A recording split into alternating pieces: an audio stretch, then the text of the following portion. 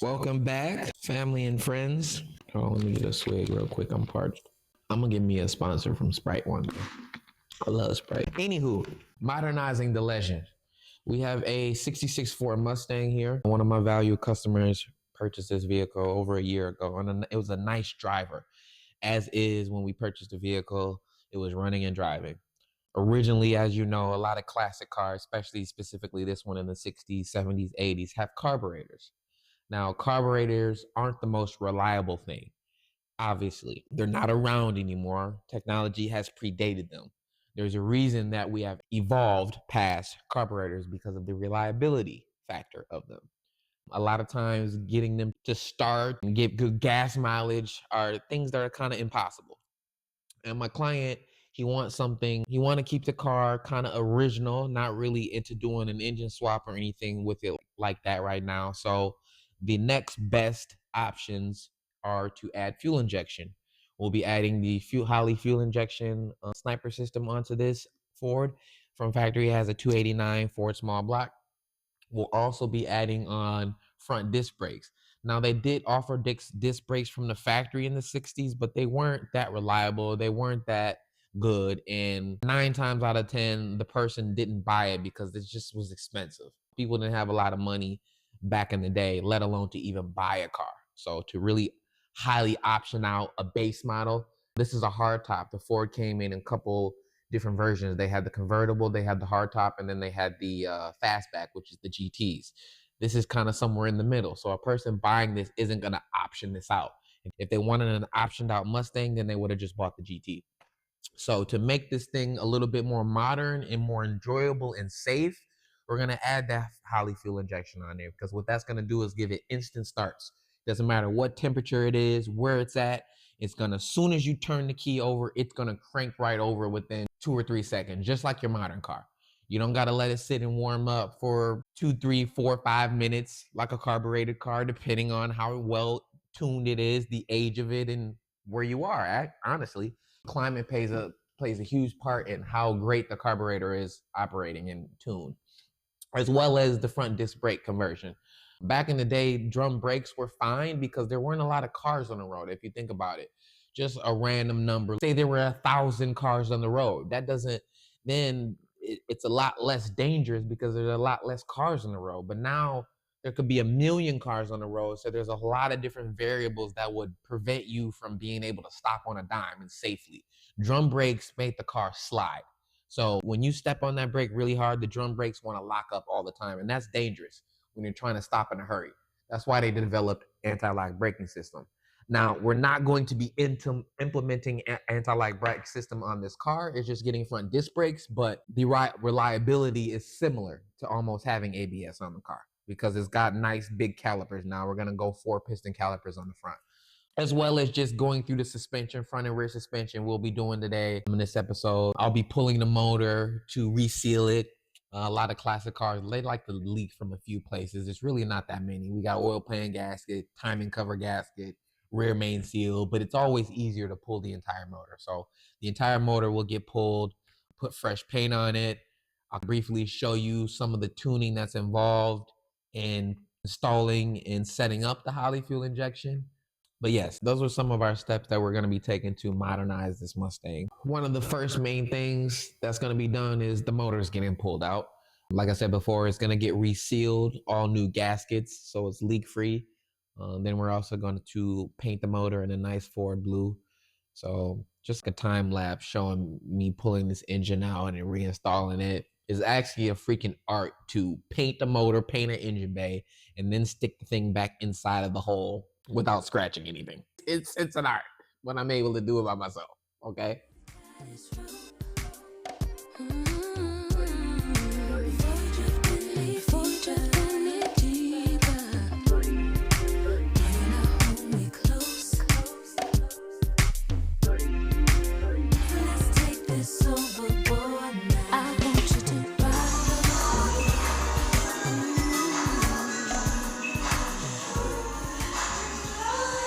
Doing wiring is normally like hella tedious.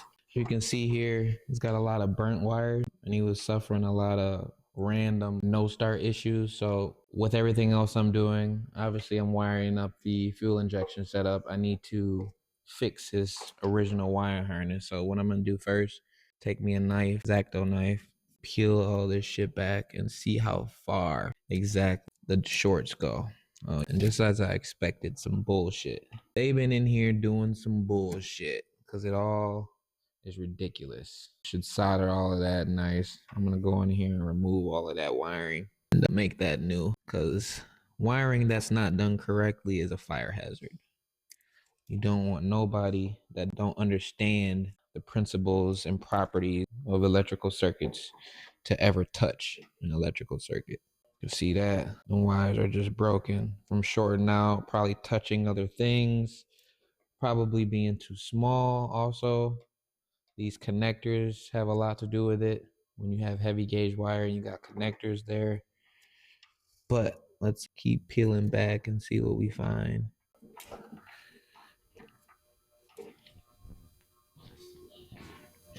I'm trying to get in focus for y'all.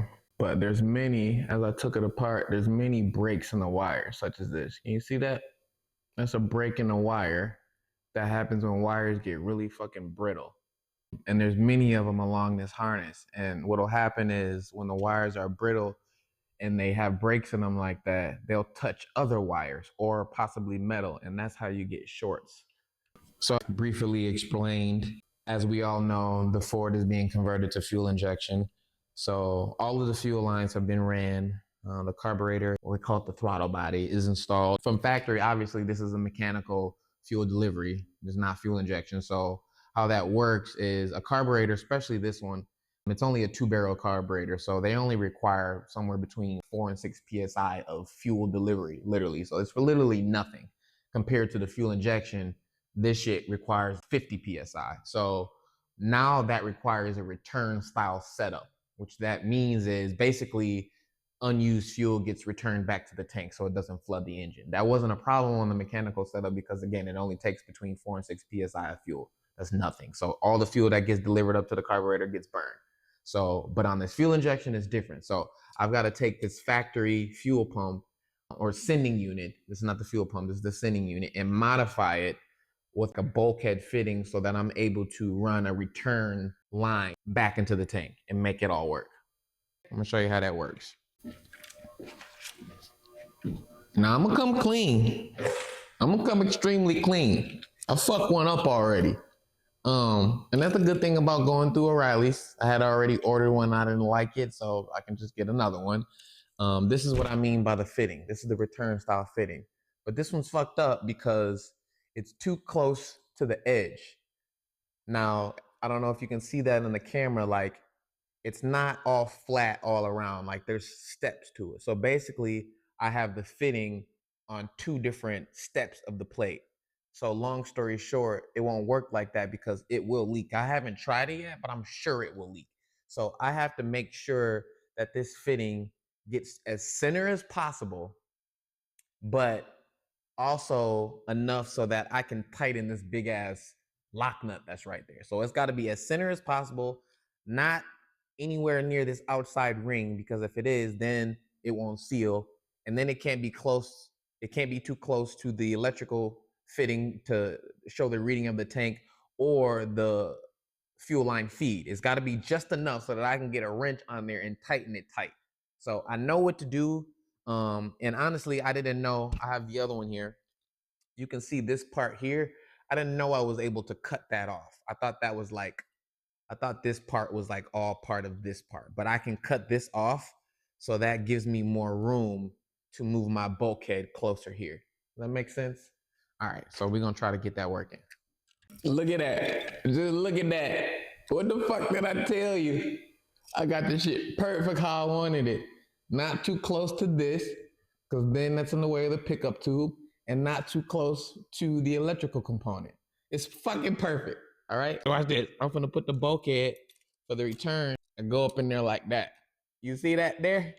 Yeah. It don't touch the electrical. It don't touch the pickup. And it's further enough away from this outside lip. It's gonna seal. See that? It's up there, not down there. So the bit gon' like I know what I'm doing. I got my brother fucking shit wrapped up like a present on Christmas. I ain't lying, I fucking do.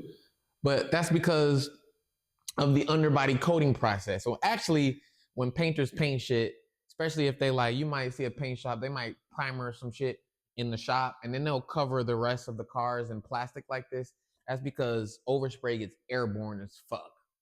Even though I'm painting the thing, if I don't wrap other shit, paint will get on the car way in the corner.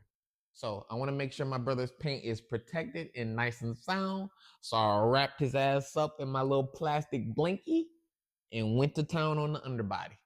I sure did. I sure fucking did. Now, I did mention that upon installation of the Holley Sniper fuel injection, it needs tuning. It really doesn't need tuning for a stock motor.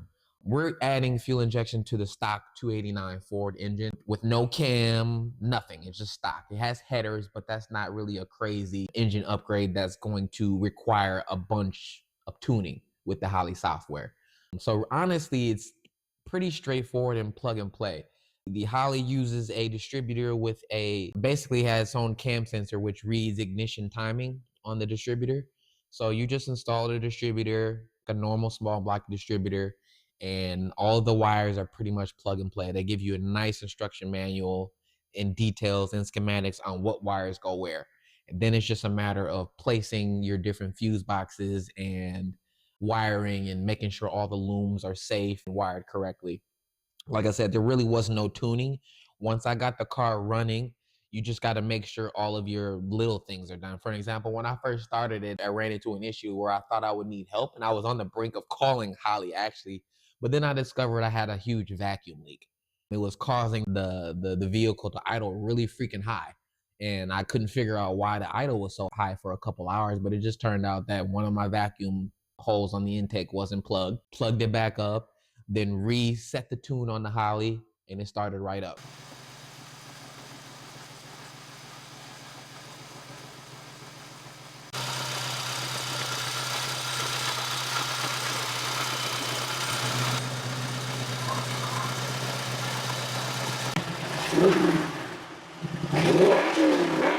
Like I told my customer, I stand corrected. Being this is not the first time I've installed the Holley fuel injection, but being an owner of the business, when I finish the cars, I get to drive.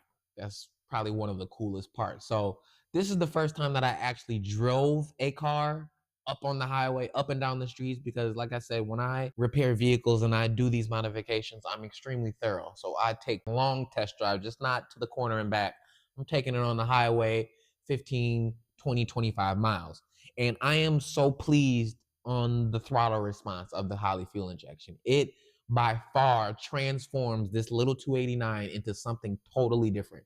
It's such a totally different animal, you know, and from factory, the Ford is a cruiser. It's not something that launches off the line, especially with the rear end ratio being so low. I think the rear end gears are something like 290 or something like that, 2.90, which means that on the highway, the RPMs are low.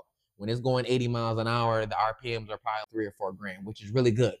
But I am really pleased on the performance of the Holley system and how it transformed the small block.